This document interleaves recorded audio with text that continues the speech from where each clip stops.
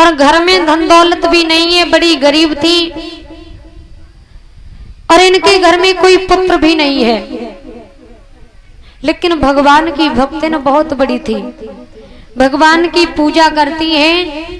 तो एक दिन भगवान जो थे इन्होंने पूजा की है तो भगवान इनकी भक्ति से प्रसन्न होकर प्रकट हो गए।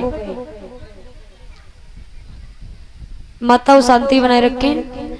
भगवान जब प्रकट हो गए तो भगवान ने कहा है कि बूढ़ी मैया से, माँ तेरी भक्ति से मैं बड़ा प्रसन्न हूँ, तू ऐसा कर हमसे कोई वरदान मांग ले, लेकिन माँ याद रखना मैं वरदान तुझे एक ही दूंगा, एक बार में कुछ भी मांग ले। अब माँ ने सोचा, बूढ़ी मैया विचार कर रही है एक बार में क्या वरदान मांग लूं, समझ में नहीं कुछ आ रहा है। मैया ने कहा है कि प्रभु आज तुम चले जाओ और कल जब मैं पूजा करूं तो तब आना, मैं तुमसे एक ही वरदान मांगूंगी। भगवान बोले ठीक है मैं आज जा रहा हूँ, कल आऊंगा तो वरदान एक ही दूंगा, खूब सोच लेना। बोले ठीक है। भगवान कन्हैया भगवान अंतर ध्यान हुए। दूसरा दिन हुआ, बूढ़ी मैया ने जैसे ही फिर पूजा की है तो भगवान बूढ़ी मैया के सामने भक्ति से फिर प्रसन्न होकर प्रकट हो गए।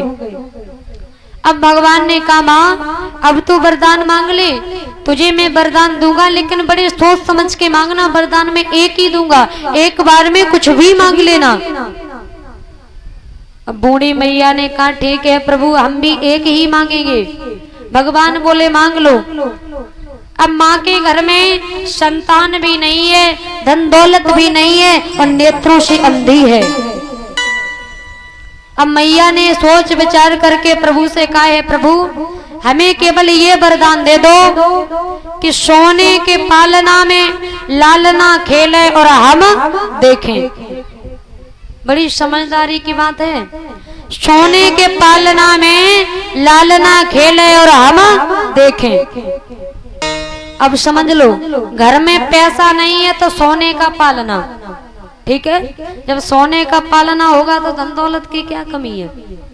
और घर में कोई संतान नहीं है तो सोने के पालना में लालना खेले, तो लालन भी नहीं है तो लालन भी आ गया।